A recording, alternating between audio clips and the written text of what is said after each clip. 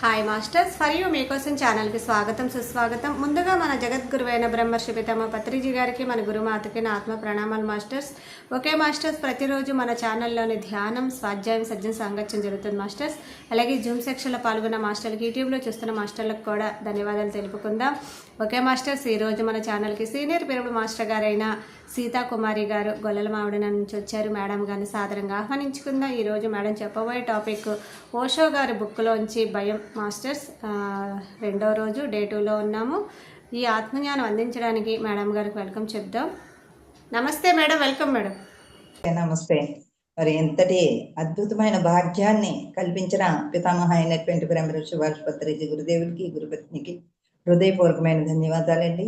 అలాగే మరియు మీకోసం వారు సమర్పిస్తున్న అద్భుతమైన ఈ యొక్క గొప్ప జ్ఞానాన్ని ప్రతి ఒక్కరికి చెప్పే అవకాశాన్ని, వినే అవకాశాన్ని కూడా కల్పిస్తున్నారు. సతీష్ గారికి, సరితి గారికి, వారి కుటుంబ సభ్యులందరికీ కూడా హృదయపూర్వకమైన ధన్యవాదాలు. యూట్యూబ్లో వీక్షిస్తున్న వారికి, అలాగే ప్రత్యక్షంగా పరోక్షంగా ఉన్న ధ్యాన మిత్రులందరికీ హృదయపూర్వకమైన ధన్యవాదాలండి.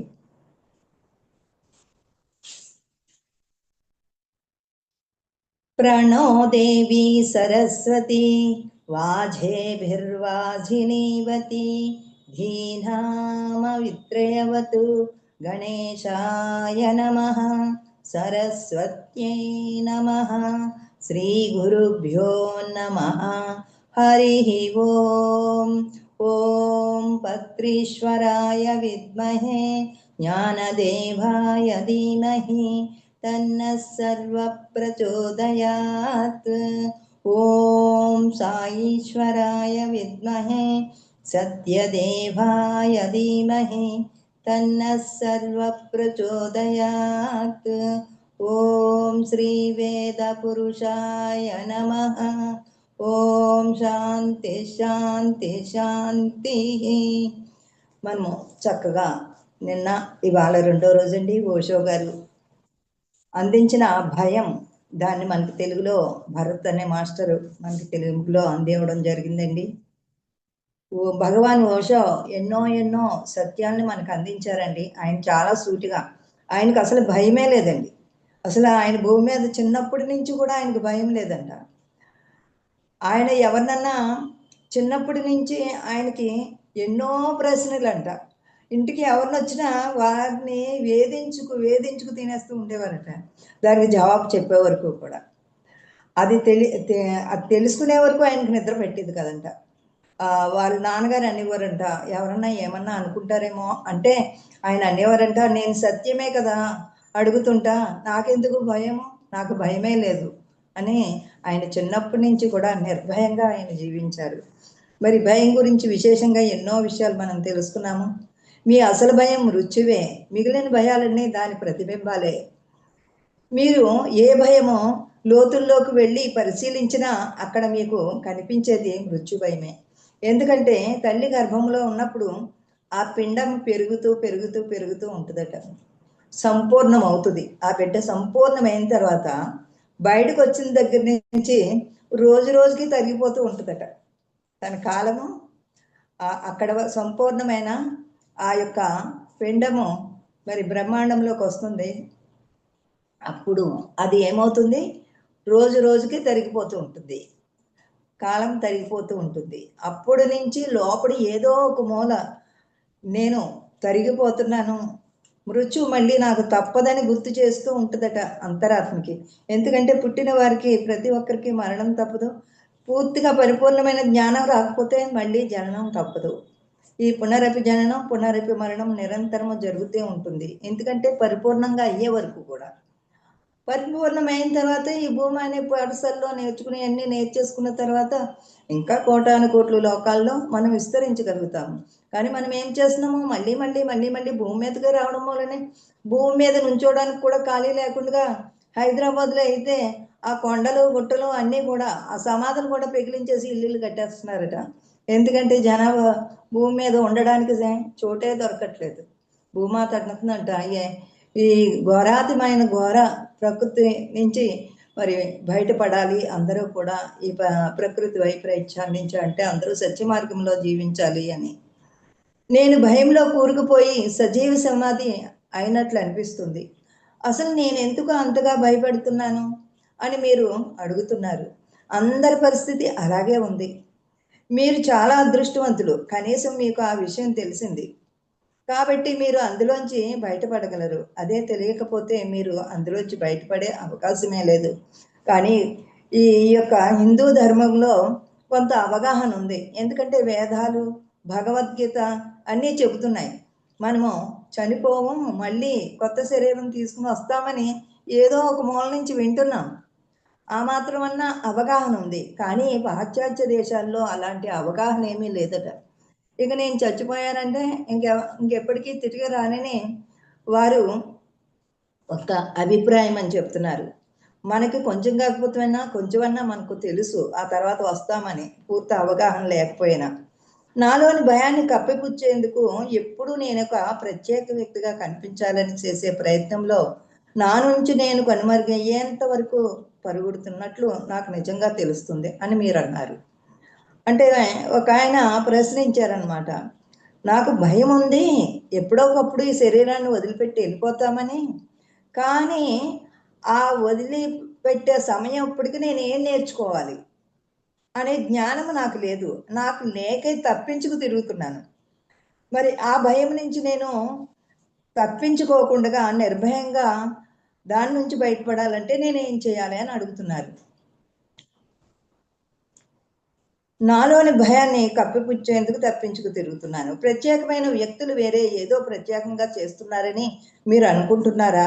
సరిగ్గా గమనిస్తే మరి ఈ చావు అనేది ప్రత్యేకమైన వ్యక్తులకు కానీ, రాజులకు కానీ, రాణులకు కానీ ఏమన్నా మినహాయింపు ఉందేమో అని అనుకుంటున్నారా?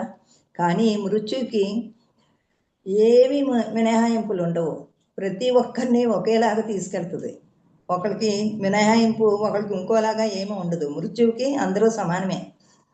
ఇక చేస్తున్నారు. మీరు అనుకుంటున్నారా? సరిగ్గా గమనిస్తే రాజులు, రాణులు, ప్రధానమంత్రులు, రాష్ట్రపతులు ఇలా ప్రత్యేకమైన వారందరూ అందరితో పాటు ఒకే పడవలో ప్రయాణిస్తున్న వారే. ఒకవేళ ప్రత్యేకమైన వారు నిజంగా ప్రత్యేకమైన వారే అయితే జీవితం వారిని మామూలు మనుషుల కన్నా ప్రత్యేకమైన పరిగణించేది. కానీ జీవితానికి సంబంధించినంత వరకు చెప్పులు కుట్టేవాడి నుంచి రాష్ట్రపతి వరకు, మరుగుదొడ్లు శుభ్రం చేసేవాడి నుంచి ప్రధానమంత్రి వరకు అందరూ దానికి సమానమే తప్ప అది ఎవరిని ప్రత్యేకంగా పరిగణించలేదు. మరణానికి అందరూ సమానమే. రాజులు, రాణులు, చెప్పులు కుట్టేవాడు, దొడ్లు గడిగేవాడు అందరికీ సమానమే. చావు అనేది అది ప్రత్యేకత ఏమీ ఉండదు. మరణం అందరికీ ఒకేలా సంభవిస్తుంది. ఈ ప్రపంచంలో మరణం ఒక్కటే సామ్యవాది. అది మీరు ధనవంతుల, దరిద్రుల, విద్యావంతుల, అజ్ఞానుల అనేది ఏమాత్రమూ పట్టించుకోదు. మీరు మృత్యువుతో అప్పుడే నా జోలికి రాకు, కాస్త ఆగు, నేను చాలా చదువుకున్న వాడిని, చాలా ప్రత్యేకమైన వ్యక్తిని, నువ్వు అందరితో ప్రవర్తించినట్లు నాతో ప్రవర్తించకూడదు, నువ్వు వస్తున్నట్లు నాకు ముందుగా తెలియచేస్తే దాన్ని నేను అంగీకరిస్తాను, నువ్వు నేను చెప్పినట్లు ఒక పద్ధతి ప్రకారము నా దగ్గరకు రావాలి తప్ప నీ ఇష్టం వచ్చినప్పుడు నా దగ్గరకు రావడం కుదరదని చెప్పడానికి వీల్లేదు. ఎంత ధనవంతుడైనా సరే, ఎంత చదువుకున్నవాడైనా సరే ఆ మృత్యు వచ్చినప్పుడు వెళ్ళిపోవలసిందే. సమాజంలో ప్రముఖ వ్యక్తి, వీధి కుక్క మృత్యువుకు సమానమే. మృత్యువు ఎలాంటి హెచ్చుతగ్గులు లేకుండా అందరినీ ఒకేలా సమీపిస్తుంది. కానీ ప్రత్యేకమైన వ్యక్తులు తామేదో ప్రత్యేకమైన వారిని, ఈ అస్తిత్వం తమ పట్ల ప్రత్యేకమైన దయా కరుణ చూపుతుందని భావిస్తారు. వారి లోపల వారికే తెలియకుండా దాగి ఉన్న ఆశ, కోరిక అదే. కానీ వారి భావన తప్పు మాత్రమే కాదు, మూర్ఖత్వం కూడా. ఎందుకంటే మరణానికి ఎలాంటి పక్షపాతాలు ఉండవు. గతాన్ని పరిశీలిస్తే అత్యంత శక్తివంతమైన అనేక లక్షల మంది రాజులు, రాణులు మృత్యువు ముందు ఒకే రీతిలో కాలగర్భంలో కలిసిపోయిన వారే అని తెలుస్తుంది. కాబట్టి మృత్యువు ముందు అందరూ పూర్తిగా శక్తిహీనులే అని దీని గురించి ఒక చిన్న స్టోరీ చెప్పారనమాట, ఇంకా బాగా అర్థమయ్యేలాగా. ఎందుకంటే మృత్యువుకి అందరూ సమానమే. కానీ కొంతమంది చక్రవర్తులేటి, కొంత ధనవంతులు మాకు ప్రత్యేకమైన స్థానం ఏదో ఉంటుందే అని భ్రమల్లో జీవిస్తూ ఉంటారు. ఇంకా జైన పవిత్ర గ్రంథాలలో ఒక అందమైన కథ ఉంది. భారతదేశంలో ప్రపంచ విజేతను చక్రవర్తి అంటారు. స్వర్గంలో అలాంటి చక్రవర్తులకి ప్రత్యేకంగా పరిగణించి వారిని స్వర్గంలోని బంగారు పర్వతమైన సుమేరు పర్వతంపై సంతకం చేసేందుకు పంపిస్తారని ఒక నానుడు ఉందట. ఆ నానుడి ప్రకారము ఎంతో మంది చక్రవర్తులు ఏ చక్రవర్తి భూమి మీదకి వచ్చినా నేనే గొప్ప నేనే గొప్ప అనుకుంటూ ఉంటారు. బుద్ధుడిని కూడా, బుద్ధుడి శిష్యుల్ని శిష్యులు అన్నారట, స్వామి మీరు వెళ్ళిపోతే మీ అంతటి వారు మళ్ళీ రారు అంటే బుద్ధుడు అన్నారట, ఏమీ కాదు, నా ముందు ఎంతో మంది బుద్ధుళ్ళు వచ్చారు, ఇప్పుడు నేను ఉన్నాను, ఆ తర్వాత కూడా ఎంతో మంది బుద్ధుళ్ళు వస్తారు, ఇది పరంపరగా జరుగుతూనే ఉంటుంది అని ఎంత చెప్పినా కానీ అక్కడ ఆ దేశంలో చక్రవర్తి అంటే నేను ఒక్కడినే అనుకుంటూ ఉంటాడట. అలాగ నేను చక్రవర్తి పదవిలో ఎంతో గొప్పగా నేను అందరినీ రాజ్యాన్ని చూసుకున్నాను, అందుకని నేను మాత్రమే ఆ సుమేరు పర్వతం మీదకి వెళ్ళి సంతకం పెడతాను, నా శరీరం వదిలిపెట్టిన తర్వాత నాకు చావు ఎప్పుడు వస్తుందా అని ఎదురు చూస్తూ ఉన్నాడట. ఆ తర్వాత మళ్ళీ ఇంకో ఆలోచన వచ్చిందంటే, ఈ మనసు రకరకాలుగా ఆలోచన చేస్తూ ఉంటుంది కదా, నేనొక్కడనే ఆ సుమేరు పర్వతం మీద సంతకం పెట్టేస్తే నేను గొప్ప రాజుని, అంత బంగారు పర్వతం మీదకి నేను వెళ్ళానని ఎవరో ఒకరు చూడాలి కదా, చూడకుండా నేను ఒక్కడనే పెట్టేస్తే ఎవరు చూస్తారు, అందుకని వారి పరిపాలన అంతటికీ చెప్పాడట, నాకు ఎప్పుడు చావు వస్తుందో నాకు తెలియదు కాబట్టి నేను చచ్చిపోయిన వెంటనే మీకు చావు రాదు కదా, మీరు ఆత్మహత్య చేసుకుని రావాలి, ఎందుకంటే నేను చక్రవర్తిని కదా, నేను సుమేరు పర్వతం మీద సంతకం పెట్టేటప్పుడు మీరు అందరూ చూడాలి అక్కడ, అప్పుడు నాకు ఆనందంగా ఉంటుంది అని ఇలాగా మనలో కూడా అనుకుంటూ ఉంటాం కదా, అదే అంటున్నారు. ఆయన చావు వచ్చింది, వెళ్ళిపోయాడు. మరి చక్రవర్తి మాట ప్రకారము వాళ్ళ యొక్క పరివారం అంతా ఆత్మహత్య చేసుకుని పైకి వెళ్ళిపోయారు. వెళ్ళిన తర్వాత అక్కడ ఉన్న వాళ్ళు అన్నారట, సుమేరు పర్వతం దగ్గరికి ఒక్కళ్ళనే పంపిస్తాము, మీ పరివారాన్ని ఎవరిని పంపించము, నిజంగా పంపిస్తే మీరే ఇబ్బందులు పడతారు, ఎంతోమంది చక్రవర్తులు అలాగే, అంటే ఆ ఎంతోమంది చక్రవర్తులు అనగానే ఆశ్చర్యం వేసిందట, అంటే నాకన్నా ముందు చాలామంది ఉన్నారా అని అనుకుని మీ పరివారాన్ని పంపించము, చాలా ఇబ్బందులు పడతారు అంటే, అయితే ఆయన ఒక్కడిని లోపలికి పంపిస్తే పరివారం అందరూ పెద్ద గొడవ చేశారట, మా చక్రవర్తి సంతకం పెట్టేటప్పుడు మేము ఉండాలి, మాకు చావు లేకపోయినా ఆత్మహత్య చేసుకుని మరీ మేము ఇక్కడికి వచ్చాము, ఈ స్వర్గం వచ్చాము అని అంటే, ఇంకా కుదరదు కాక కుదరదని వాళ్ళందరినీ బయట వదిలేసి తను ఒక్కడే వెళ్ళాడట. అక్కడ చాలా సుందరంగా ఉంది, అదంతా పెద్ద బంగారు పర్వతం అనమాట. అంతా చూసిన తర్వాత తీరా ఆ పర్వతం దగ్గరికి వెళ్ళి సంతకం పెడదామంటే కొంచెం కూడా చోటు లేదంట అక్కడ.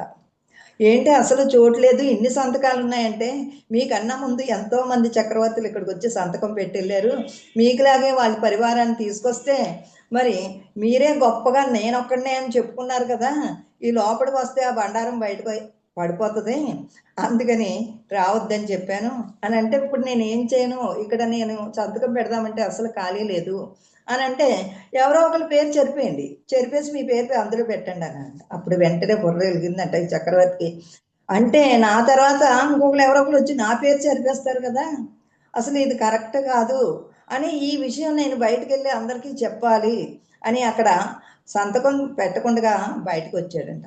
అక్కడ ఉన్న వాళ్ళు అన్నారట, మీరు పర్వాలేదు చెరిపేసి పెట్టేయండి, మేము ఎవరికి చెప్పములే, మీ పరివారానికి కూడా చెప్తాం, మీ చక్రవర్తి ఒక్కడే ఈ సుమేరు పర్వతం మీదకి వచ్చారని అని అంటే ఆయన ఒప్పుకోలేదంట. ఇలాగ ఎంతమందిని మీరు మభ్య పెడతారు, ఆ మభ్య పెట్టడం అనేది కరెక్ట్ కాదు, నేను వెళ్ళి సత్యం చెప్పేస్తాను, నేనే కాదు నాకన్నా ముందు ఎంతోమంది చక్రవర్తులు ఉన్నారు, ఆ తర్వాత కూడా ఎంతోమంది చక్రవర్తులు వస్తారు, ఇది పరంపరగా జరుగుతూ ఉంటుందని చెప్తాను అని ఆయన జ్ఞానం కలిగిన చక్రవర్తి కాబట్టి అక్కడ సంతకం పెట్టకుండా బయటకు వచ్చేసాడంట.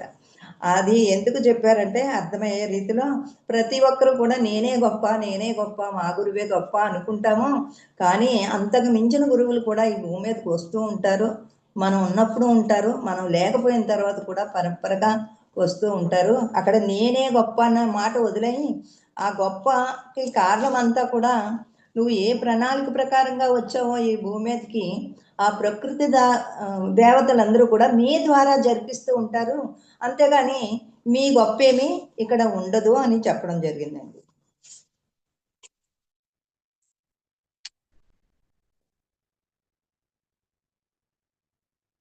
ఇక నిజాయితీపరుడైన చక్రవర్తి ఈ విధంగా చెప్పడం జరిగింది.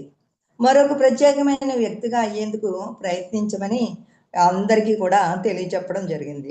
ఇక మృత్యు భయమే మీలోని అసలైన భయం, దాన్ని పోగొట్టడం కోసము మీరు మీ నుంచి దూరంగా పరిగెడుతూనే ఉంటారు ఎప్పుడు కూడా. కానీ మీకు మీరు ఎంత దూరం అయితే మీలోని భయం అంత ఎక్కువ అవుతూ ఉంది.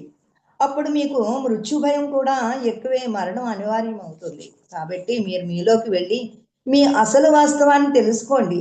అసలు మృత్యు అనేది దేనికి వస్తుందో ఆ వాస్తవం మీకు అర్థమైతే అసలు భయమే ఉండదు. అసలు మృత్యువు దేనికి వస్తుంది? శరీరానిక, ఆత్మక? శ్రీకృష్ణ పరమాత్మ చెప్పాడు కదా, ఆత్మ శాశ్వతమైందని. ఆ శాశ్వతమైన ఆత్మ అని నేను అని తెలుసుకోవడానికి నీ అంతరంగంలోకి వెళ్ళు. నువ్వు బయట ప్రపంచంలో ఉన్నంతసేపు కూడా చావు అనే భయం నుంచి నువ్వు తప్పించుకోలేవు. ఎందుకంటే ఈ బాహు శరీరంతో ఈ స్థూల శరీరమే నాది అని అనుకుంటున్నావు. ఈ కుటుంబం నాది, ఈ పిల్లలు నా వాళ్ళు అని ఈ భ్రమలో పడిపోతున్నావు. కానీ నువ్వు ఒంటరిగానే వచ్చావు, ఒంటరిగానే వెళ్ళాలి. కానీ ఇది అశాశ్వతమని తెలుసుకో.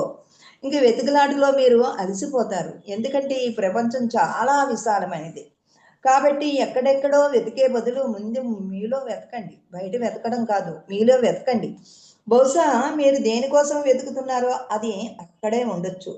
జ్ఞానోదయం పొందిన మహానుభావులందరూ మీరు దేనికోసం బయట వెతుకుతున్నారో అది మీలోనే ఉందని, మనం అమరులమని ఎంతో మంది మహానుభావులందరూ కూడా అంతరంగంలో వెతికి మనం అమరులము, మనం శాశ్వతంగా ఉంటాము ఎప్పుడూ కూడా అని ఎంతో మంది మహానుభావులు సాధన చేసి తెలుసుకున్నారు.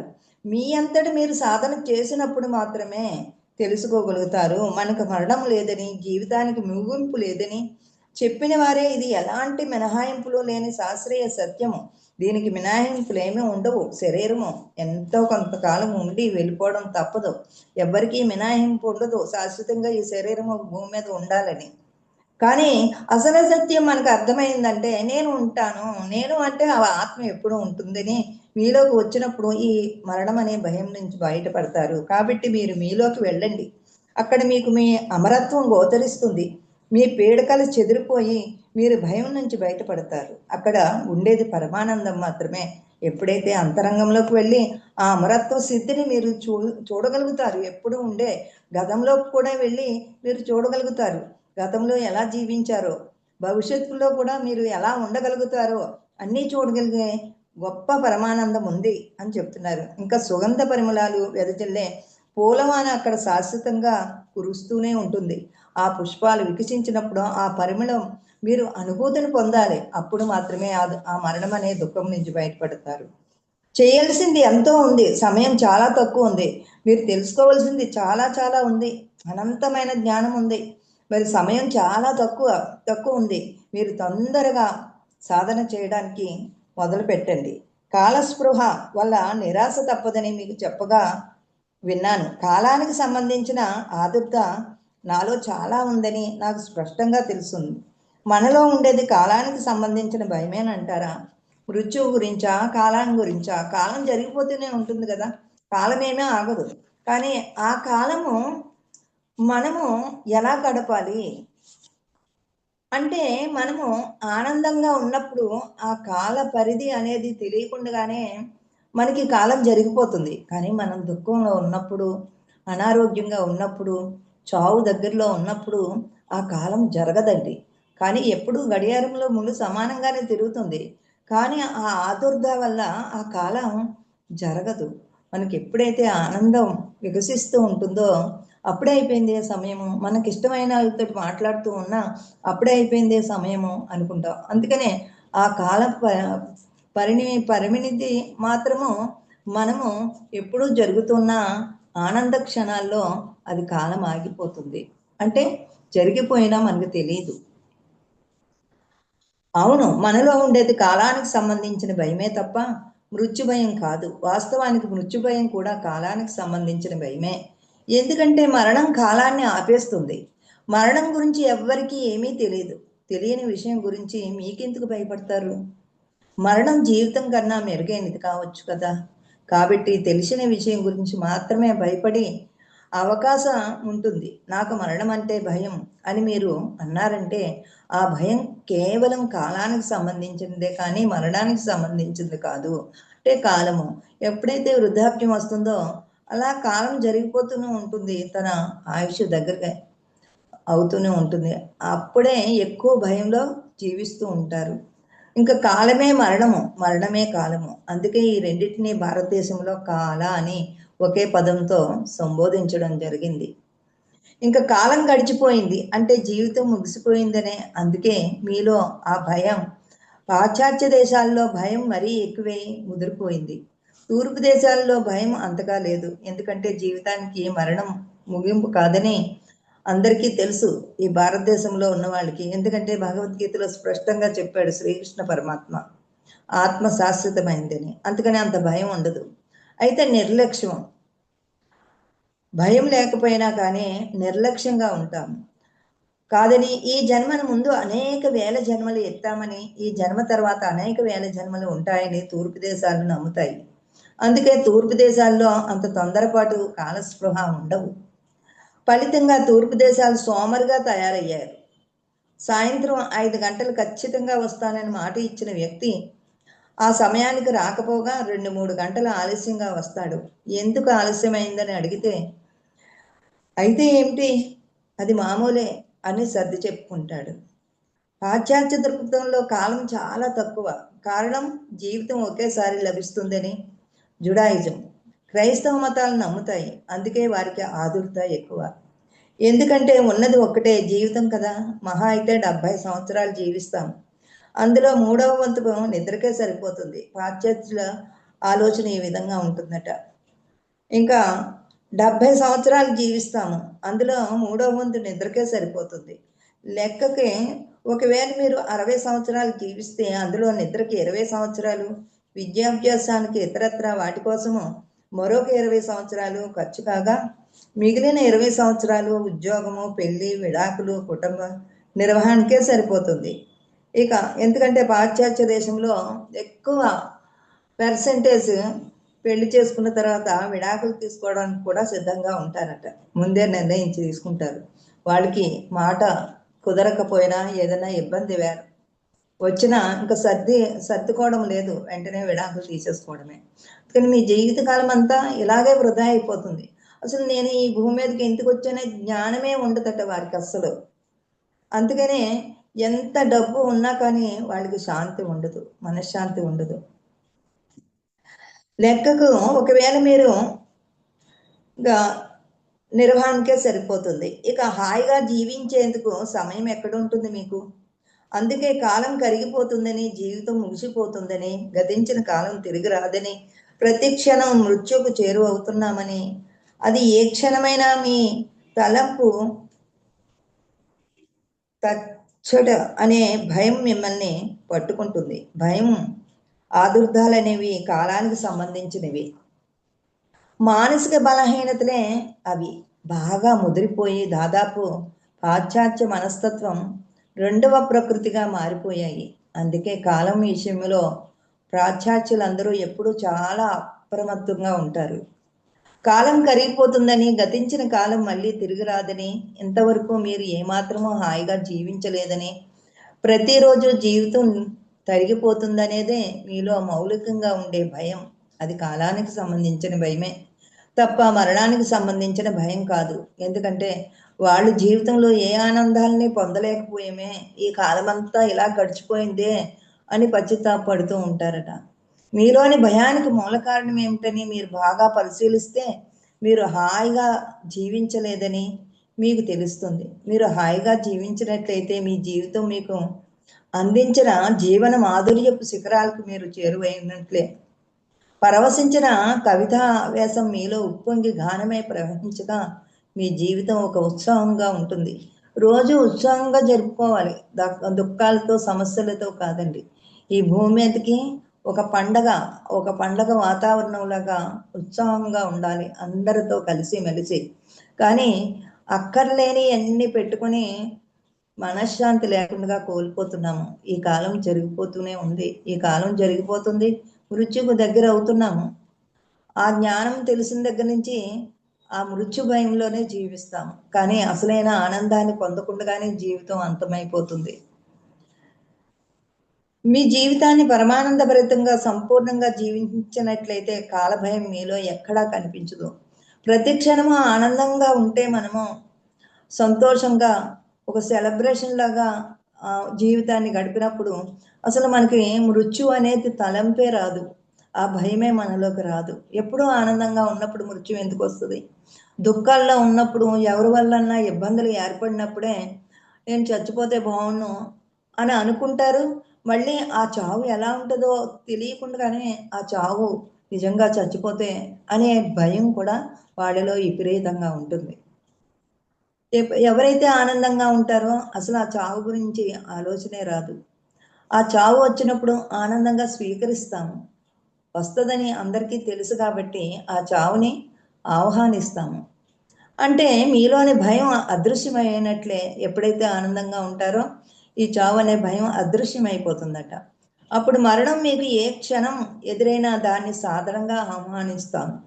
నిజంగా వచ్చినా అక్కడ భయం ఉండదు. ఎందుకంటే ఈ చావు అనేది ఉన్నదని అందరికీ తెలుసు కాబట్టి అప్పుడు భయం లేకుండా ఆహ్వానిస్తాము ఆ చావుని. ఎందుకంటే ఈ జీవితం వెళ్ళిపోయిన తర్వాత ఇంకో జీవితం ఉందనే సత్యం మనకు తెలుసు కాబట్టి ఆనందంగా స్వీకరిస్తాము. మీరు సిద్ధంగా ఉంటారు. ఎందుకంటే మీరు జీవితాన్ని సంపూర్ణంగా అనుభవించారు కాబట్టి ఈ జీవితాన్ని ఏది అవసరమో దేనికోసమైతే వచ్చామో నేను దైవాన్ని నేను తెలుసుకున్నామో సంపూర్ణంగా జీవితాన్ని అనుభవించిన వాళ్ళకి ఎలాంటి భయాలు ఉండవు. అలాంటి భయాలన్నీ మనకి ఎదురైనా కానీ నిర్భయంగా వాటి నుంచి మనం బయటపడతాము. అదేమిటో అనుభవించి అదేమిటో తెలుసుకున్నారు మీరందరూ. కానీ మరణం గురించి మీరు ఏమీ తెలుసుకోలేదు. అందుకే అది మీకు ఎదురైనప్పుడు మీరేమిటో తెలుసుకోవాలనే కుతూహలంతో దాన్ని మీరు సాధారణంగా ఆహ్వానిస్తారు. అసలు మరణం గురించి, మరణ భయం గురించి ఆ అనుభూతి ఏమీ లేదు కదా మనకి. ఇంకా ఏమీ తెలియనప్పుడు దాని గురించి భయపడడం ఎందుకు అంటే అక్కడ అజ్ఞానము. మనం ఎప్పుడైతే మనలో జ్ఞానము ప్రవహిస్తూ ఉంటుందో ఆ సాధన ద్వారా మనం ఏమిటో మనం తెలుసుకున్నప్పుడు ఆ భయాలే మనకు ఉండదు. అంతా ఉత్సవమే. ఎందుకంటే అది మీకు తెలియని కొత్త విషయం కాబట్టి. అందుకే సోక్రటీస్ దగ్గరకి సోక్రటీస్ని విషం ఇచ్చి చంపారండి. ఆ సోక్రటీస్ చెప్తున్నాడు అనమాట, విషయంలో అదే జరిగింది. మరణదండనగా అతనికి విషప్రయోగం విధించారు. అతని శిష్యులు దుఃఖిస్తున్నారు. విష ప్రభావం, మరణం ఎలా ఉంటాయో తెలుసుకోవాలనే కుతూహలంతో ఉన్న సాక్రటీస్ తన శిష్యులతో మీరెందుకు బాధపడుతున్నారో నాకు అర్థం కావట్లేదు. నేను హాయిగా సంపూర్ణంగా జీవిస్తున్నాను. ఇప్పుడు మరణం గురించి తెలుసుకునే చక్కని అవకాశం వచ్చింది. దాని గురించి తెలుసుకోవాలని ఎప్పటి నుంచో నిరీక్షిస్తున్నాను నేను. జీవితం ఒక అద్భుతమైన కొత్త విషయాన్ని తెలుసుకునే అవకాశం ఇచ్చింది. ఇది కొత్త విషయం కదా. నేను జీవించుకున్నంతకాలము కూడా చాలా ఆనందంగా ఉన్నాను. ఎందుకంటే నా భార్య గయ్యాలి. గయ్యాలి భార్య అయినా కానీ ఆ గయ్యాలి భార్య వల్ల నేను సహనాన్ని తెచ్చుకున్నాను.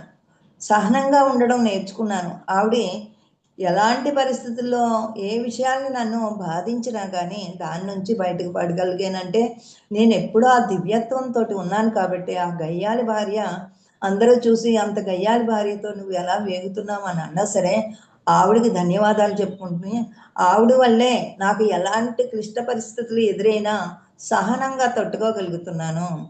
అందుకే ఆవిడకి ధన్యవాదాలు చెప్తున్నాను. ఈరోజు చావు గురించి కూడా నేను చావు అంటే నాకు తెలియదు, ఆ అనుభవం లేదు. ఆ కొత్త అనుభవం కూడా నేను రుచి చూడాలి అని అనుకున్నాను. నేను కోరుకున్నాను కాబట్టి వాళ్ళు విషమిచ్చారు. అది నేను ఆనందంగా స్వీకరిస్తున్నాను. మీకెందుకు బాధ అని ఆ శిష్యుల్ని అడుగుతున్నారట.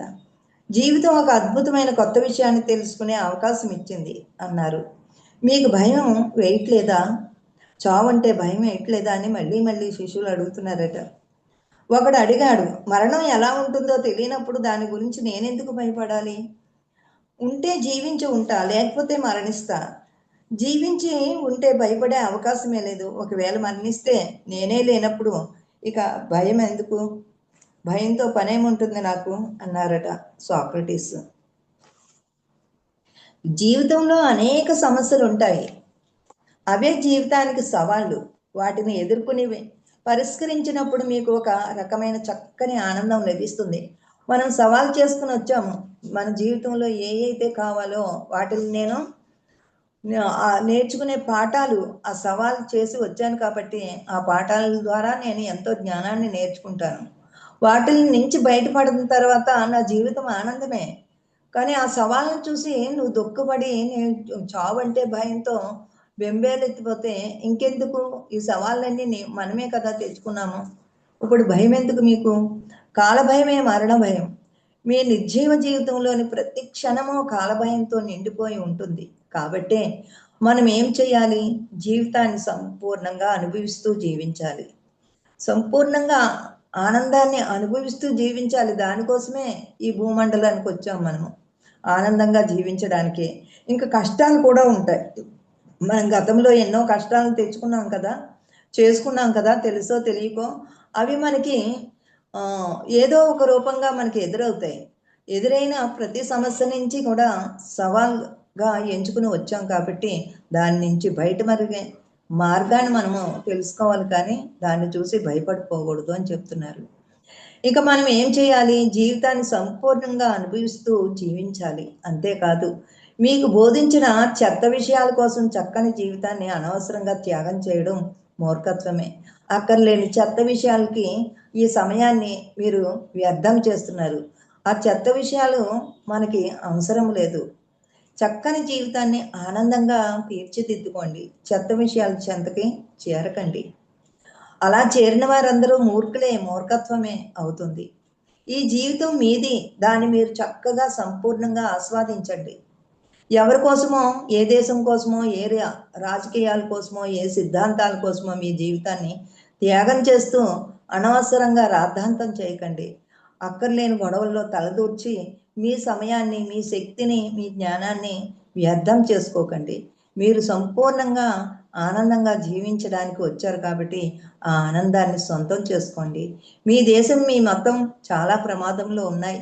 వాటి కోసం మరణించండి అని బోధిస్తూ మిమ్మల్ని స్వాధీనపరుచుకుని నియమ నిబంధనలతో ఇరికించి బలి చేసేందుకు ఎంతో మంది ఉన్నారు.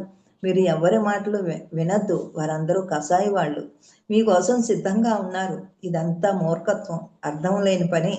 ఎవరి కోసమో ప్రాణాలు అర్పించడము, ఎవరి కోసమో జీవితాన్ని త్యాగం చేయడము, ఇవన్నీ అర్థం లేని విషయాలు. మీరు మీకోసమే వచ్చారు. మీరు దైవాలుగా తెలుసుకోవడానికే వచ్చారు. ఆ దైవత్వాన్ని పొందండి. ఆ సమయాన్ని సాధనగా మలుచుకోండి. దేనికోసమో మరణించకండి. కావాలంటే మీదైన జీవితాన్ని మీరు సంపూర్ణంగా ఆస్వాదించడం కోసం మరణించండి. మీరు సాధన చేస్తూ, మీరు ధ్యాన ప్రచారం చేసేటప్పుడు మరణించారనుకోండి, అది గొప్ప విషయం. కానీ అక్కర్లేని వాళ్ళ కోసం మీరు త్యాగాలు చేయకండి. ఇదే అసలైన జీవిత సందేశం. అప్పుడు మీకు ఎలాంటి భయమూ ఉండదు. దేనికోసమో మరణించడం సాహసమైన పని అని ఎప్పుడూ భావించకండి. నిజానికి జీవితాన్ని సంపూర్ణంగా జీవించడమే సాహసమైన పని తప్ప వేరే సాహసమైన పని ఏదీ లేదు. ఎవరి కోసమో పిచ్చి పిచ్చి త్యాగాలు చేయొద్దు. ఎందుకంటే మనము దైవాలుగా, దైవ అహం బ్రహ్మస్మి అనే తత్వాన్ని తెలుసుకోవడానికి ఈ భూమి మీదకి వచ్చాము. దానికోసం సమయం పెట్టండి. ఎవరి కోసమో సమయం పెట్టి త్యాగాలు చేసేసి ఈ జీవితాన్ని నాశనం చేసుకోకండి. మరణించడం చాలా సులువు. నిజంగా ఎవరి కోసమో మరణించడం ఎందుకు? మీరు మరణించాలనుకుంటే చాలా ఉన్నాయి. చాలా సులభం, తేలికైన పని. నదిలో మునిగి, కొండపై నుంచి దూకి, ఉరి వేసుకుని ఇలా రకరకాలుగా చాలా సులభంగా చనిపోవచ్చు. అలాగే దేవుని కోసమో, దేశం కోసమో, చర్చ్ కోసమో, మతం కోసమో మీరు బలి కావచ్చు. మిమ్మల్ని అలా బలి చేసే వారందరూ హత్యలు చేసే కసాయి వాళ్ళే. మీరు మీకోసమే ఇక్కడ ఉన్నారు తప్ప వేరెవరి కోసమో కాదు అని పూర్తిగా నమ్మండి. మనం ఈ భూమి మీదకి 84 లక్షల జీవరాశులు ఎత్తి ఎత్తి ఎత్తి వచ్చాము. దేనికోసం వచ్చాము? నేను దైవాన్ని అని తెలుసుకోవడం కోసం వచ్చాము. ఆ అసలైన సాధన మానేసి ఎవరెవరి కోసమో త్యాగాలు చేస్తూ ఉంటాము. ఇలాంటి పిచ్చి పనుల నుంచి బయటపడండి. ఎవరి మాటలు వినకండి. అలాంటి మాటలు మీకోసం మీరే వచ్చారు. మీ జీవితం మీ చేతుల్లోనే ఉంది. దాన్ని సృష్టించుకునే సమర్థత మీ దగ్గరే ఉంది. మీరు బాగుపడతారా లేకపోతే బాగుపడరా అది మీ ఇష్టమే. మిమ్మల్ని మీరు త్యాగం చేసుకోండి. మిమ్మల్ని మీరే త్యాగం చేసుకోండి. పరిపూర్ణమైన స్వేచ్ఛతో ప్రతి క్షణము శాశ్వతమయ్యే రీతిలో జీవితాన్ని ఆస్వాదిస్తూ సంపూర్ణంగా జీవించండి. అలా జీవిస్తేనే జీవితంలోని ప్రతి క్షణము శాశ్వతమైనదిగా రూపాంతరం చెందుతుంది. అప్పుడే మీరు జీవితంలో పైకి ఎదిగిపోతారు. కాలానికి సంబంధించిన వర్గాలు రెండే ఉన్నాయి. ఒకటి సముద్రం అలలు, పై ఈదడం, రెండవది సముద్ర గర్భం లోతుల్లోకి చొచ్చుకుని పోవడం. మీరు కాల సముద్రం అలలపై ఈదుతున్నంత కాలము భయపడుతూనే ఉంటారు. చూడండి, అలలు పైనే ఉంటాయి సముద్రంలో, కానీ దాని మూలము లోపలికి వెళితే ఎన్నో రత్నాలు, ఎన్నో నిధులు దొరుకుతాయి. కానీ లోపలికి వెళ్ళడానికి మనం ప్రయత్నం చేయము. అలాగే మీరు పై అలల్లాగా ఏదో ధ్యానం చేస్తున్నామండి, ఏయో అనుభవాలు వచ్చాయండి, మాకు రోగాలు తగ్గాయండి, మాకు సమస్యల నుంచి పడ్డామండి, అక్కడతోటే సరిపెట్టుకోవద్దు. మీరు ఆ మూలంలోకి వెళ్ళండి. ఆ మూలంలోకి వెళ్ళినప్పుడు మీరు ఎవరో ఏంటో మీకు అర్థమవుతుంది. సముద్ర అలల్లాగా ఆ అలలు కెరటాలు పెద్దగా వస్తే ఎలాగైతే భయపడిపోతూ ఉంటామో అలాగే భయపడిపోతున్నాము. ఆ లోపలికి వెళ్ళడానికి ప్రయత్నమే చేయట్లేదు. ఎందుకంటే ఉపరితలం ఎప్పుడు వాస్తవం కాదు, పైనే వాస్తవం కాదు. ఆ మూలంలోకి వెళ్ళినప్పుడే సముద్ర ఉపరితలం ఎప్పటికీ సముద్రం కాదు, అది కేవలం సముద్ర ఉపరితలం సరిహద్దులు మాత్రమే. లోతులకు వెళ్ళి అట్టడుగును చేరండి. ఏ క్షణం మీరు సంపూర్ణంగా జీవిస్తారో ఆ క్షణం మీరు కాలమే తెలియదు. సంపూర్ణంగా ఎప్పుడైతే మనం జీవిస్తామో అసలు కాలమే తెలియదు మనకి. ప్రతి క్షణము ఆనందమే. ఇక మీరు గాఢమైన ప్రేమలో ఉన్నప్పుడు కాలం మాయమైపోతుంది. ఆ హృదయపూర్వకంగా ఎవరినైతే మీరు ప్రేమిస్తూ ఉంటారో, మీరు మీ ప్రియునితోనో, ప్రియురాళ్ళతోనో, స్నేహితులతోనో, లేదా మీకు ఇష్టమైన వారితోనో ఉన్నప్పుడు కాలమే తెలీదు. ఎందుకంటే ఆ సమయంలో మీరు వారితో ఏకమైపోతారు. సంగీతాన్ని ప్రేమించి చూడండి, సంగీతం నేర్చుకునేటప్పుడు ఆ సంగీతం, ఆ స్వరాలు కరెక్ట్గా వచ్చే వరకు సాధన చేస్తూనే ఉంటాము. అలా చేసేటప్పుడు అసలు మనకి ఎవరు ఆ పక్కన ఉన్న వాళ్ళ మీద కూడా ధ్యాస వెళ్ళదు. ఏకాగ్రతగా ఎప్పుడైతే సాధన చేస్తూ ఉంటామో ఆ దాని మీదే మనసు కలిగి ఉన్నప్పుడు దాన్ని మనము సొంతం చేసుకోగలుగుతాము. ఒక ప్రియుడితో ఉన్నప్పుడో, ప్రియురాలతో ఉన్నప్పుడో, అలాగే మనం ఇష్టమైన వాళ్ళతో మనము హృదయపూర్వకంగా మనము పంచుకోగలుగుతాము. అప్పుడు మనకి కాలమే తెలియదు. మీకంటే అది వింటున్నప్పుడు కాలం ఆగిపోతుంది. సౌందర్యారాధన హృదయం మీకంటే పున్నమి వెన్నెల పులకింతలతో విరిసిన గులాబీని చూడగానే గడియారం ముళ్ళులు కదులుతున్న కాలం మాత్రం ఆగిపోతుంది. మీరు గాఢంగా దేనిని ప్రేమించినా, కాలాన్ని మీరు అధిగమించిన సంగతి మీకు తెలిసిపోతుంది. ఈ రహస్యం మీకు అనేక సార్లు తెలిసే ఉంటుంది. జీవితమే ఈ రహస్యాన్ని మేము తెలుపుతుంది. చాలాసార్లు తెలుస్తూ ఉంటుంది. మన ఇష్టమైన వాళ్ళు వచ్చినప్పుడు వాళ్ళతో మాట్లాడుతుంటే టైం చూసుకోకపోతే ఆ టైం గడిచిపోతుంది, కానీ మనకి ఆ కాలమే తెలియదు. ఎందుకంటే అక్కడ మనం వారితో ఏకత్వ భావంతో మనం ఉంటాం కాబట్టి. గతాన్ని తలంచుకునే పశ్చాత్తాప పడకుండా దాని గురించి పూర్తిగా మర్చిపోయేలా మీరు ఆనందించాలని, వేడుక చేసుకోవాలని జీవితం ఆశిస్తుంది. గతంలో ఉన్న కష్టాల గురించి, దుఃఖాల గురించి ఎంతసేపు నెమరవేస్తూ ఉంటే ఆ దుఃఖము భారమైపోతుంది. అందుకని గతాన్ని వదిలిపెట్టేయండి. ఈ క్షణం నుంచి మీరు ఆనందంగా జీవించడానికి ప్రయత్నం చేయండి. ఎందుకంటే మీరు గాఢమైన లోతుల్లోకి వెళ్తున్న ప్రతి క్షణము మీ జీవితం మరింత అందాన్ని, ఆనందాన్ని, భావప్రాప్తి శిఖరాలని తాకిన అనుభూతిని సంతరించుకుంటారు. మీరు ఆ మూలంలోకి వెళ్ళండి. ఆ మూలంలోకి వెళ్ళినప్పుడు మాత్రమే అసలైన అనుభూతిని, ఆనందానుభూతిని పొందుతూ ఉంటారు. కానీ పైపైన అలల్లాగా జీవించడం కాదు, మిమ్మల్ని దానికి అలవాటు పడేలా చేస్తుంది. ఎప్పుడైతే మనము మన మనసు బయటికి వెళ్ళిపోతూ ఉంటుందండి. బయట వ్యామోహాలంటే ఇష్టము, ఎందుకంటే ఎన్నో జన్మల నుంచి ఆ మనసుతోటే మనం పెనవేసుకుని ఉన్నాం కాబట్టి. ఇప్పుడు ఆ మనసు ఆత్మవంతుగా ఎప్పుడైతే చేసుకున్నామో దానితో మనము కలిసి ఉన్నప్పుడు ఆ జ్ఞానోదయం అనేది తొందరగా మనం అందుకోగలుగుతాము. ప్రతి వ్యక్తి అలాగే ప్రతి క్షణము సంపూర్ణంగా జీవిస్తూ ఉంటారు. సంపూర్ణంగా, ఎందుకంటే ఈ కాలం ఆగదు, జరిగిపోతూనే ఉంటుంది. ఈ కాలాన్ని మనము సంపూర్ణంగా జీవించడానికి ఉపయోగించుకోవాలి. అప్పుడే మనము ఆ జ్ఞానోదయాన్ని పొందగలుగుతాము. జ్ఞానోదయం పొందినప్పటి నుంచి మీరేం చేస్తున్నారు అని ఒక జైన్ గురువుని అడిగాడట. మీరు జ్ఞానోదయం పొందానని అంటున్నారు కదా, జ్ఞానోదయం పొందిన తర్వాత మీరు ఏం చేస్తున్నారు అని అడిగారట. అప్పుడు నాకు ఆకలి వేసినప్పుడు భోజనం చేస్తాను, నిద్ర వచ్చినప్పుడు హాయిగా పడుకుంటాను, ఎప్పుడు ఏ పని చేయాలనిపిస్తే ఆ పని చేస్తాను అన్నాడు ఆ జైన్ గురువు. అయితే అక్కడ మీరు ఒక విషయాన్ని ముఖ్యంగా గుర్తించుకోవాలి. తనను తాను తెలుసుకున్న వ్యక్తి ఏ పని చేసినా ఆ పనిలో అతను లీనమై మాయమైపోతాడు. అక్కడ నేను చేస్తున్నానని ఆ పనిని చేయడు. నేను చేశాను, నా వల్లే ఈ పని అయింది, నేను కాబట్టి చేశాను అని ఉండదు. అక్కడ నేను అనేది మాయమైపోతుంది. ఈ చేయించేది చేయించబడేది అంతా కూడా ఆ దైవ నిర్ణయం ప్రకారమే జరుగుతుందని మనం పరిపూర్ణంగా ఆ పనిని సంపూర్ణం చేయగలుగుతాము. చేసే పని ఉంటుంది కానీ చేసేవాడు అక్కడ ఉండడు. పని ఉంటుంది కానీ అక్కడ నేను చేశాననే వాడు ఉండడు. అంతా ఆ ప్రకృతి దైవాల ద్వారానే ఇవన్నీ జరిపించబడుతున్నాయి. ఇక్కడ నేను నిమిత్త మాత్రమే అనే భావనతో ఉంటారు. కాలమే అసలు సమస్య. ఎందుకంటే మీరు సరిగా జీవించట్లేదు, ఏదో లాంఛనప్రాయంగా జీవిస్తున్నారు. మీకు అజ్ఞాన స్థితిలో ఉన్నప్పుడు మీ జీవితం చాలా భారంగా ఉంటుంది. ఆ కాలం జరగలేనట్టు అనిపిస్తూ ఉంటుంది. అలా జీవించడం మీ లక్షణం.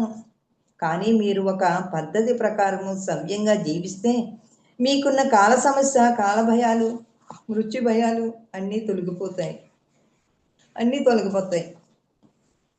ఆ కాలాన్ని మనం సద్వినియోగం చేసుకుంటాము. ఆ కాలాన్ని ఎలా సద్వినియోగం చేసుకోవాలో మనకు తెలుస్తుంది. ఇప్పుడు చూడండి, 24 గంటల సమయం భగవంతుడు నిర్ణయం ఏ విధంగా నిర్ణయించాడు? ఒక 8 గంటలు సంసార జీవితం కోసము. ఎందుకంటే మనకి ఈ సంసారంలో ఉన్నాం కాబట్టి అన్నీ మనం సమకూర్చుకోవాలి, డబ్బు సంపాదించుకోవాలి, ఆడవాళ్ళ ఇంట్లో పనులన్నీ చేసుకోవాలి. ఇంక 8 గంటలు సంపాదించుకోవాలి. మరి కుటుంబాన్ని పోషించుకోవడానికి 8 గంటలు సంపాదించుకోవాలి, 8 గంటలు ఇంట్లో చక్కదిద్దుకోవాలి. ఇంక 8 గంటలు దేనికి? నువ్వు శాశ్వతమైన పరమాత్మ స్వరూపానివి అని ఆ సమయాన్ని మనం కరెక్ట్గా సద్వినియోగం చేసుకోవాలి. సమయం సద్వినియోగం చేసుకోలేకపోతే ఏమవుతుంది? ఈ కాలము దొర్లిపోతుంది. మరి ఆ కాలాన్ని మనం ఆ సమయాన్ని కొని తెచ్చుకోవాలంటే డబ్బు ఉందని కొనగలమా? కాలాన్ని ఎవ్వరు కొనలేరు. అందుకనే ఈ సమయాన్ని మనము కరెక్ట్గా సద్వినియోగం చేసుకోండి. మీరు వచ్చిన పనిని మర్చిపోయి మనకు సంబంధము లేని వాటికి ఎక్కువ సమయం పెడుతున్నారు. దానివల్ల సమయం ఎంతో గడిచిపోతుంది. అందుకు మీరు ఏం చేయాలి? మీరు ఎప్పుడు ఏ పని చేసినా ఆ పనిలో పూర్తిగా నిమగ్నమై చెయ్యండి. అది ఏ పని అయినా, ఎంత చిన్న పని అయినా కావచ్చు. ఉదాహరణకు స్నానం చేయాలనుకోండి, ఈ అస్తిత్వమే మీపై వాన జల్లులా కురుస్తుందన్నట్లు భావిస్తూ మీరు పూర్తిగా ఆ పనిలోనే నిమగ్నమై మీపై కురిసే ఆ ప్రతి నీటి బట్టును అనుభవిస్తూ స్నానం చేయండి. ఎందుకంటే మనం ఏ పని చేసినా దాని మీద ఎరుక కలిగి చేయాలి. ఎప్పుడు ఏది చేసినా పరధ్యానమే. ఆ స్నానం చేసినా 4 చెంబులు పోసేసుకోవడము, గబగబా ఏదో తరుముకొచ్చినట్టు రావడం కాదు. ఆ స్నానం చేసేటప్పుడు కూడా ఆ ప్రతి నీటి బొట్టుని ఆస్వాదిస్తూ చేసినప్పుడు సర్వనదుల్లో ఉన్న ఎనర్జీతో మనం చేసినట్టు మనం ఎప్పుడైతే భావన చేస్తూ ఉంటామో మనం చేసే స్నానం అంతా కూడా పవిత్రమైన స్నానం అయిపోతుంది. ఆ పనిలోనే నిమగ్నమై మీపై కురిసే ప్రతి నీటి బొట్టును అనుభవిస్తూ స్నానం చెయ్యండి. ఏ పని చేసినా అలాగే ఆ పనిలో లీనమై చేయండి. నడవడం, కూర్చోవడం, బుద్ధ భగవానుడు ఒకసారి కొత్తగా వచ్చాడనమాట. కొత్తగా వచ్చిన వాడిని ధ్యానం చేయమంటే నిన్న ఎవరో ప్రశ్న అడిగారు. ధ్యానం చేయమంటే కళ్ళు మూయరండి, అన్నీ వింటారు కానీ అని. అంటే ఆ కళ్ళు ఎందుకు మూసుకోలేరు అని అంటే ముందు ఈ అలవాటు చేయాలి. వాళ్ళు ఏకాగ్రతగా ఏ పనన్నా ఇస్తే ఏకాగ్రతగా చేయగలుగుతున్నారా లేదా అది చేయడానికి మనము చెప్పాలి. అలాగే ఇక్కడ చెప్తున్నారు, నడిచేటప్పుడు బుద్ధుడు కూడా అలాగే చెప్పాడు. ధ్యానం అంటే నడిచేటప్పుడు నడవడము, తినేటప్పుడు తినడము, దాని మీద ధ్యాస పెట్టి నువ్వు చెయ్యగలిగితే ఆ తర్వాత ధ్యానాన్ని సంపూర్ణంగా చేయగలుగుతావు. అప్పుడు కళ్ళు చక్కగా మూసుకోగలుగుతారు. అలాగే లోపల ఆత్మశక్తిని పెంచకుండా ఈ విధంగా ఈ ఆత్మకి అలవాటు చేయకపోతే, ఎందుకంటే ఇన్ని జన్మల నుంచి తమోగుణంలోనే ఉన్నాము. ఇప్పుడు డైరెక్ట్గా నిర్గుణ స్థితిలోకి పెట్టాలంటే వాళ్ళకి నిద్ర వచ్చేస్తుంది, కళ్ళు మూస్తే నిద్ర వచ్చేస్తుంది. అందుకని ఈ చిన్న చిన్న సాధనలు చెప్పాలి.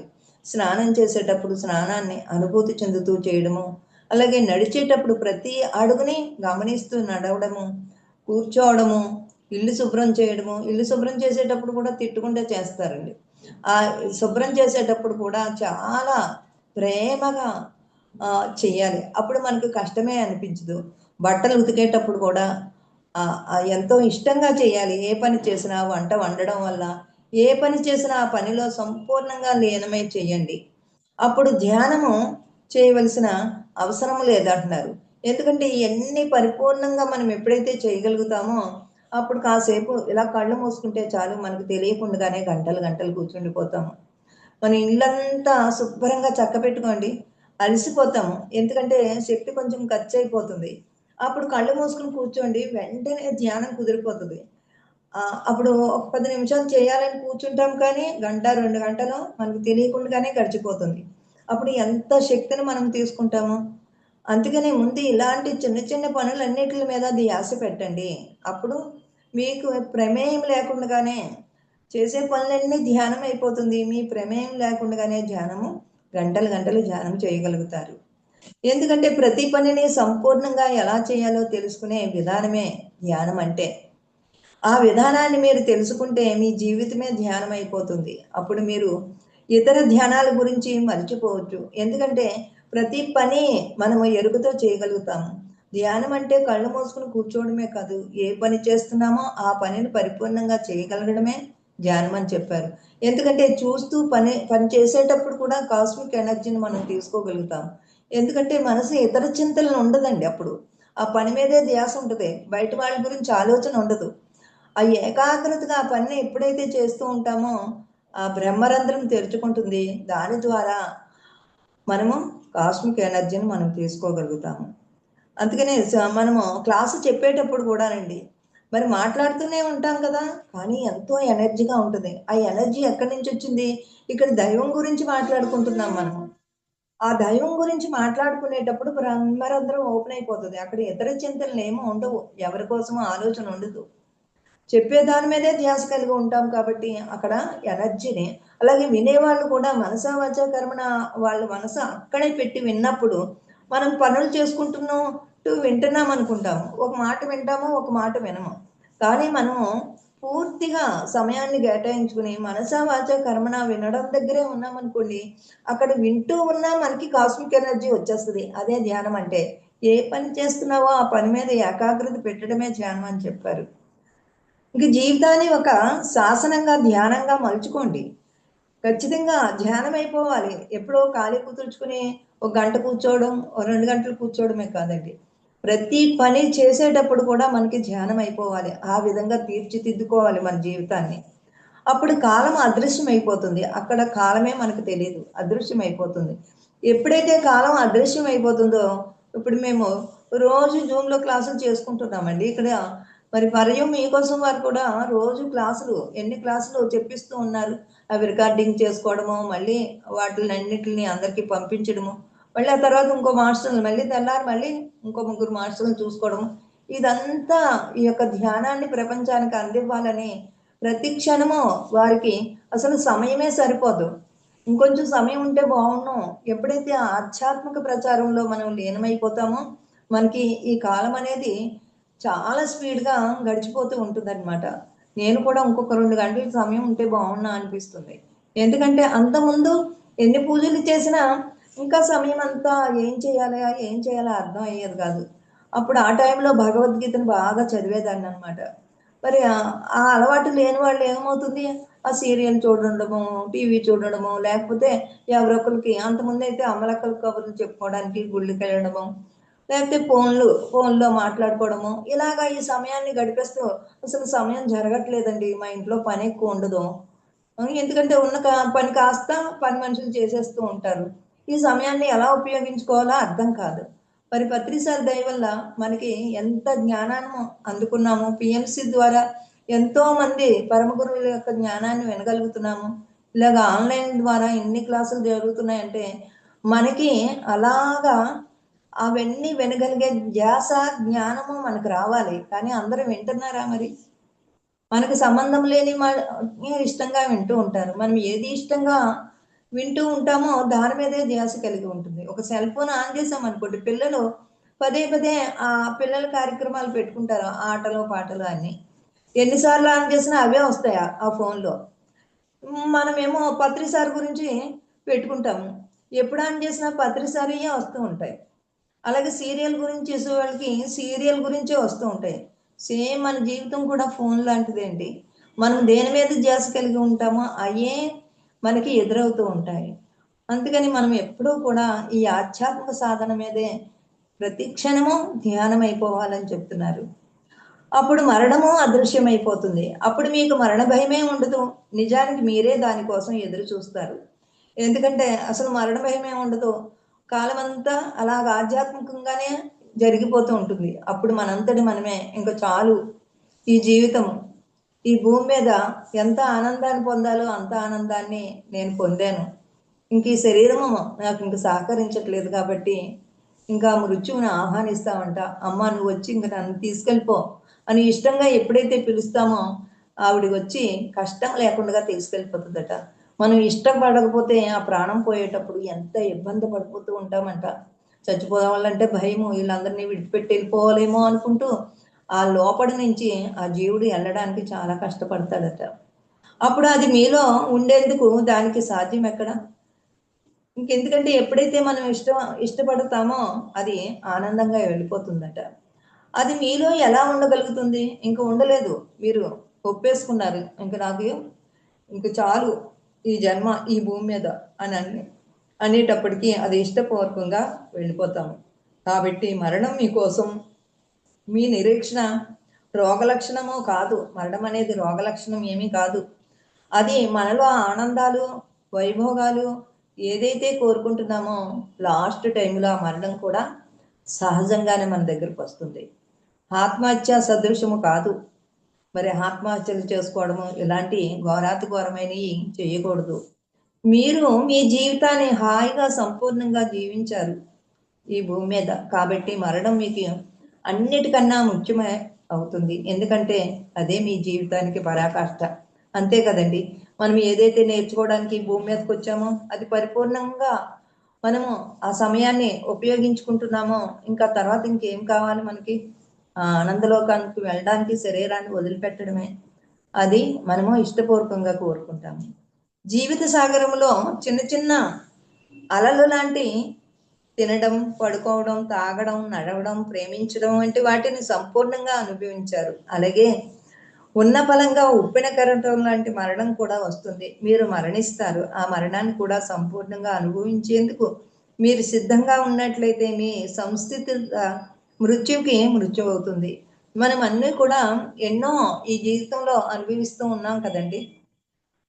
తినడం, పడుకోవడం, తాగడం, నడవడం, ప్రేమించడము, పిల్లలకు అనడము, సంసారాన్ని ఆనందంగా చూసుకోవడము, ఇవన్నీ మనం కోరకుండానే వస్తున్నాయి కదా. ఆ వచ్చినవి మనం ఆనందంగా అనుభవిస్తున్నాం కదా.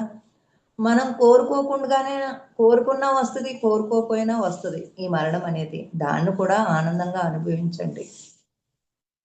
మరణించేందుకు భయపడితే మృత్యువు మరింత శక్తివంతమై మిమ్మల్ని మరింత భయపెడుతుంది. మరణాన్ని కూడా సంపూర్ణంగా అనుభవించేందుకు మీరు సిద్ధంగా ఉన్నట్లయితే మృత్యు నిర్వీర్యమే మిమ్మల్ని ఏమాత్రమో భయపెట్టదు. దాన్ని ఎప్పుడైతే మనం ఇష్టంగా ఆహ్వానిస్తామో అసలు మనల్ని భయపెట్టదు. చూడండి, మంచం మీద ఉన్న వాళ్ళకి, అనారోగ్యంతో ఉన్న వాళ్ళకి మరణం అంటే ఎంత భయమో, ఎంత భయమో.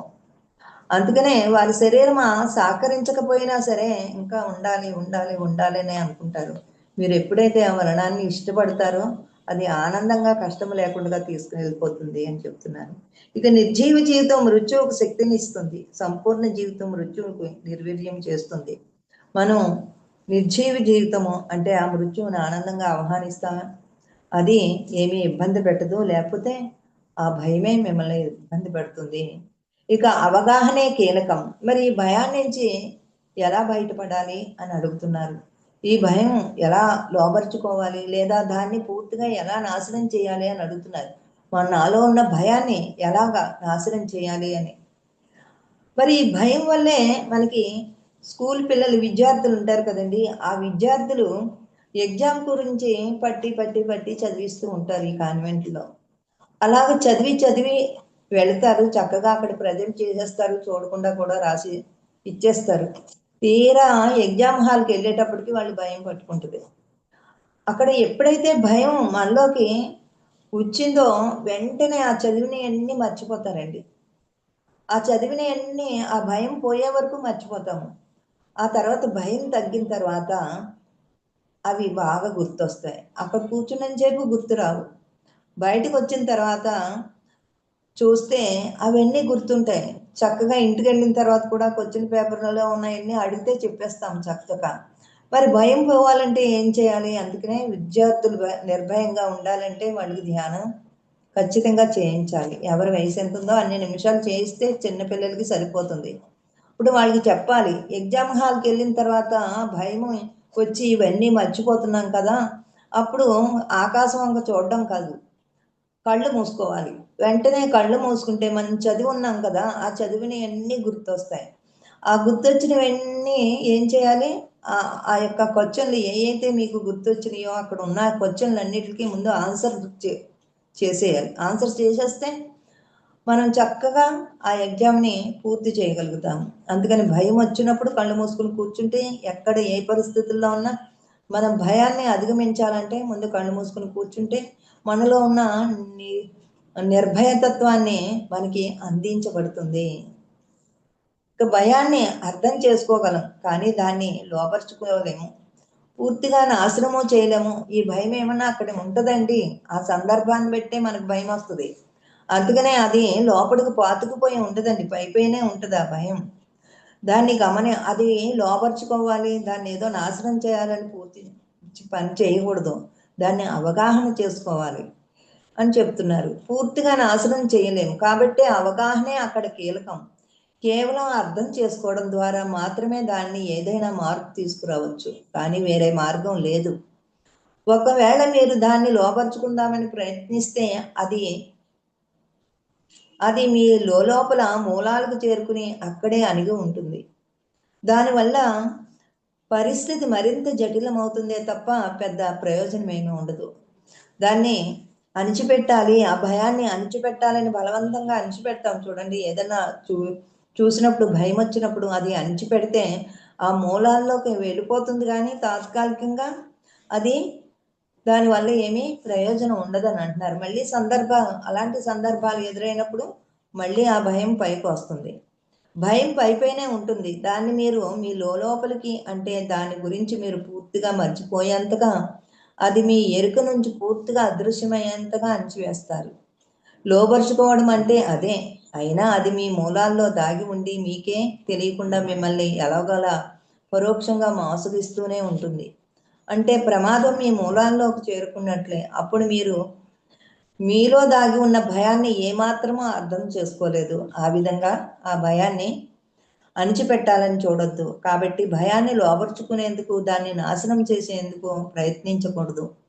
నిజానికి మీరు భయాన్ని ఏమాత్రమూ నాశనం చేయలేరు. ఎందుకంటే భయానికి కూడా మీ కోపానికి ఉన్నట్లు ఒక రకమైన శక్తి ఉంది. మీ కోపానికి ఉన్న శక్తిని మీరు ఎప్పుడైనా గమనించారా? అంటే ఆ భయానికి కూడా కొంత శక్తి ఉందండి.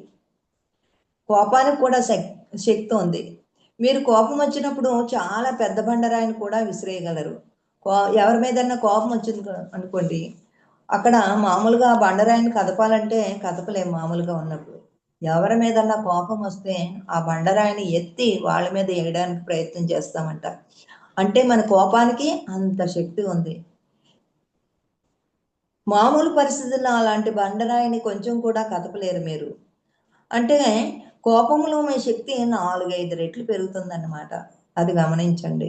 ఈసారి కోపం ఉంచినప్పుడు మన ప్రవర్తన ఎలా ఉంటుందో.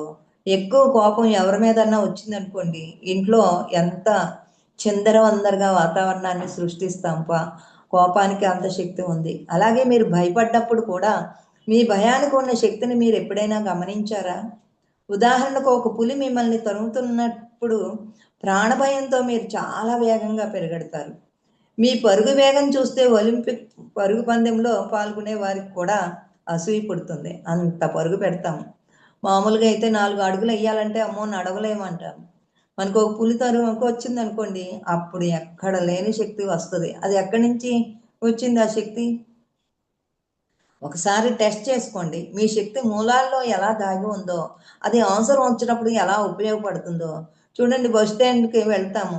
ఆ బస్సు వచ్చి ఆగుంటది. మనం చాలా దూరంలో ఉంటాము. ఎంత పరుగు పట్టుకుని, లగేజీ పట్టుకుని మరీ ఎక్కుతాము. ట్రైన్ అన్నా అంతే కదా! మరి అప్పుడు ఆ శక్తి ఎలా వచ్చింది? అంటే ఆ మూలాల్లో ఉండిపోతుంది. అవసరం వచ్చినప్పుడు వస్తుంది కదా ఆ శక్తి. ఆ శక్తిని మనం ఉపయోగించుకోవాలి. ఇక మీరు భయపడ్డప్పుడు కూడా మీలోని శక్తి 4, 5 రెట్లు పెరుగుతుందన్న మాటే కదా! కాబట్టి మీ భయానికి కూడా శక్తి ఉన్నట్లే. కోపం ఉద్రేకపూరితంగా ఉంటుంది. భయానికి ఉద్రేకం ఉంటుంది. కానీ అవి 2 ఒకే శక్తి యొక్క 2 కోణాలు. ప్రతికూల స్థితుల్లోనూ కోపమే భయము. అనుకూల స్థితిలో భయమే కోపము. ఈ రెండిట్లికి అపారమైన శక్తి ఉంది. దాని నుంచి మనం బయటపడాలి అనంటే అవగాహన ఉండాలి. అసలు నాకు ఆ కోపం ఎక్కడి నుంచి వస్తుంది? ఈ భయం నాకు ఎక్కడి నుంచి వస్తుంది? ఈ రెండిట్లికి ఆ అవసరం వచ్చినప్పుడు అంత శక్తి ఎక్కడి నుంచి వస్తుంది? ఈ అవగాహన అంతా మనలోకి రావాలి అనంటే ధ్యానం చేయాలి, జ్ఞానం కలిగి ఉండాలి. అప్పుడే ఆ రెండిట్ల మీద మనకి అవగాహన వస్తుంది. ఆ మూలంలోకి వెళ్ళి మన అంతరంగంలోకి వెళ్ళినప్పుడే మన అంతరంగం నుంచే ఆ సమాధానం మనకి ఎవరికి వాళ్ళకే దొరుకుతుంది. ఎందుకంటే ఒక్కొక్కరికి ఒక్కొక్క అనుభవ జ్ఞానం ఉంటుంది. అందరికీ ఒకేలాగా రావాలనేమీ లేదు. అందుకనే ఎవరిని వారే ఉద్ధరించుకోమని శ్రీకృష్ణ పరమాత్మ ఎందుకు చెప్పారు అనంటే, ఎవరి అనుభవం వారిదే. అందుకని మనలోకి కోపం ఎక్కడి నుంచి వస్తుంది? ఈ భయం అనేది ఎక్కడి నుంచి వస్తుంది? అది తెలుసుకోవాలంటే నీ అంతరంగంలోకి, ఆ మూలంలోకి వెళ్ళినప్పుడు మాత్రమే మనము వాటి రెండిటిల నుంచి మనం బయటపడగలుగుతాము. ఆ రెండిటిల్ని జయించినప్పుడే పరిపూర్ణమైన జ్ఞానోదయం కలిగి ఉంటామని మనకి ఓషో గారు అద్భుతంగా ఈ జ్ఞానాన్ని, ఈ భయాన్ని అధిగమించడానికి ఎన్నో సూత్రాల ప్రకారంగా చిన్ని పరమార్థ కథల ద్వారా మనకి అందివ్వడం జరిగిందండి. ఇంతటి అద్భుతమైన జ్ఞానాన్ని మనకు అందించిన ఓషో గారి యొక్క భయం అనే పుస్తకంలో ఉన్న జ్ఞానాన్ని మనం తెలుసుకున్నాము.